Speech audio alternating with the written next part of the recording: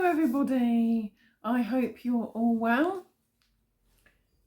Today I would like to talk about community farming. I'm having a little cup of tea in my Star Wars mug. When hot water goes in the mug, the lightsabers light up. It's fun. I won it at a raffle last year. I'm also having a Tunnock's dark chocolate tea cake. Tunnock's, of course, is a very popular Scottish brand. I was brought up on them. Of course, they've been doing milk chocolate for yonks, but these are dark chocolate. I do prefer dark chocolate. Yum. The local garden centre in the next road from us sells quite a few of the Tunnock's products. I really enjoy them. I would like to talk a bit about an article that I had in a recent Riverford veg box called Reconnecting the Broken Food System. And this newsletter was written by Rachel Phillips, Director of the Apricot Centre in Devon.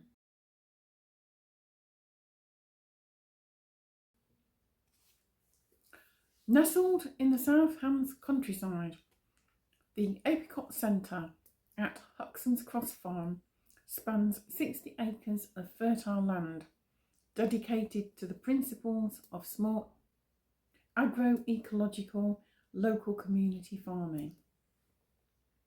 Here you'll find fields of organic fruit and vegetables thriving alongside agroforestry and mob grazing livestock. Short duration, high intensity grazing, supporting better soil and healthier cattle.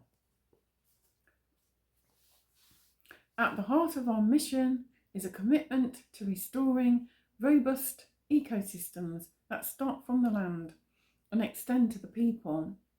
We employ nature-friendly farming practices designed to enhance biodiversity and provide habitats for local wildlife, while also regenerating the soil. This holistic approach results in nutritious and delicious produce that is supplied directly to local communities, fostering a powerful reciprocal connection between the land, the farmer and the customer. The farmer's bish, bosh, bash model prioritises short supply chains, effectively removing the supermarket middlemen and allowing our customers to purchase fresh local food without excess costs. So it encourages people to deal direct with the farmers and the producers rather than just going through the supermarkets. The supermarkets will always beat farmers down on price, whether it's dairy, meat or fruit and vegetables, and that is a big problem in the farming industry. And farming, in fact, isn't just an industry, it's a way of life. It's passed down from generation to generation over decades or even hundreds of years. Western Cider Farm, for example, in Muchmarkle, Herefordshire, is several generations. And there's many more like them as well. And even newer farms embody a way of life that it is hoped will continue for generations. But of course, with the inheritance tax rules that have recently been implemented, there's a question over this and a lot of things. Farming the land is part of our heritage. It's not just an industry. In the same way that fishing wasn't just an industry but was often part of a heritage and part of our whole way of life as well. The article continues, it's not just about farming either. Our free programme of regenerative agriculture education also teaches others how they can farm in natural, friendly ways. Through hands-on experience, new entrant farmers learn the intricacies of developing and managing local food businesses, gaining the skills necessary to thrive in a changeable economy. This inclusivity enriches our food ecosystem as knowledge is shared and collaborative networks form.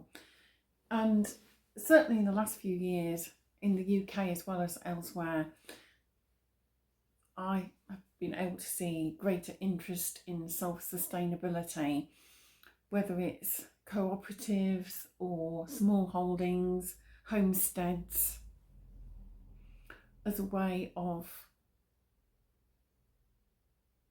living off grid rather than relying on what we might always have known in the past.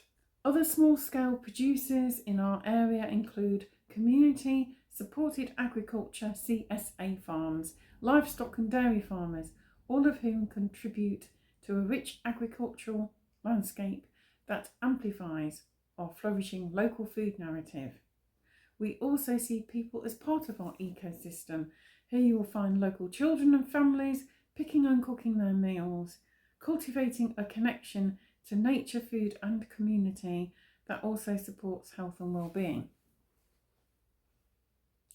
I believe that schools, for example, should teach children life skills, growing vegetables, budgeting, cooking, learning to manage on a budget, as well as all the other ins and outs of daily life. That to me seems more worthwhile than certain other subjects that they may never use once they leave school. This patchwork of small-scale farms exemplifies how mighty we can be in redefining our broken food systems, creating a future where the health of our land and its local people go hand in hand. So it's about taking more responsibility for ourselves and our well-being, and really thinking about where our food comes from, how it's produced, and what is actually going in our stomachs to sustain us, and learning about nutrition and learning how to cook nutritious food rather than relying on junk food, for example, or food that doesn't contain enough minerals and vitamins and other essential supplements as well in a natural way. A lot of the supermarkets, of course, their fruit and vegetables are flown in from thousands of miles, so it's learning about seasonality as well. Dan and I went to the Goods Shed on Saturday. Everything was locally produced and there was no salad, because at this time of the year in the UK, salad isn't in season. Having said that, I have been growing lettuces in troughs outside under a fleece to protect them, and have a certain variety of mixed leaves as well that we can actually sow in January. We have a number of things that are overwintering and that we will be able to pick either through winter or early in the spring. But we've had Storm Dara for the last several days. He outstayed his welcome and finally went off by the time we got up today. he wreaked a little bit of devastation. Fortunately, nothing too bad for us. But everything's been blown about quite a lot. The lettuces, though, seem to have survived, and I'll be going out to have a look at them tomorrow to see if any are ready for picking. Anyway, let me show you something that we bought on Saturday at the goods shed in Canterbury. These are heritage carrots. Aren't they beautiful? You see, Sainsbury's, for example, would never stock anything like this. It's not their uniform shape. It's very long. It's slightly wonky. I put a couple of these in Dan's vegetable soup that I made last night, and they are totally delicious.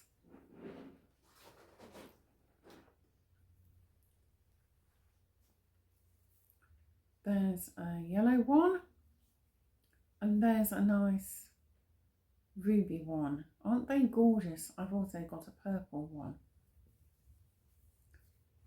They're really nice roasted. You can roast them with a bit of honey on or maple syrup. You can mash them. You can steam them.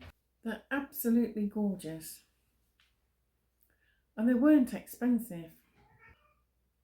In any case, it's well worth paying a little bit extra for fresh local produce that is top quality. Anyway, what do you think? Are you involved in any schemes? Do you have experience of living a self-sustainable lifestyle? What measures are you taking to be more proactive in food production and or sourcing your food?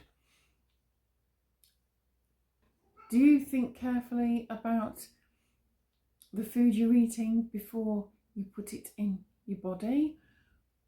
Or do you find that you're pressed for time and just go with whatever you can find in order to put food on the table for yourself and your family? Let me know. I'd be interested to hear your experiences. Today there's been another farmers' protest down in London. This time the farmers took their tractors and low loaders. I did watch a little bit of the live stream on YouTube. Although I've had a really busy day so far, I did manage to take a look and watch maybe about an hour or so. And it was interesting that there were people down there in counter protests. I have no idea why they would want to be counter protesting over something as serious as farming and food.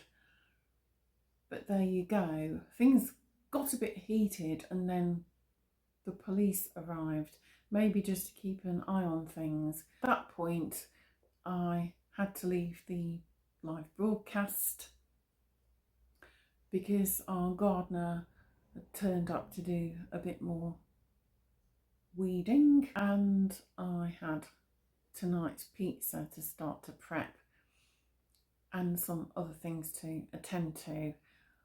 But I'm going to be going back now and watch some of the highlights and hope that things didn't get too stormy between the people down in Westminster.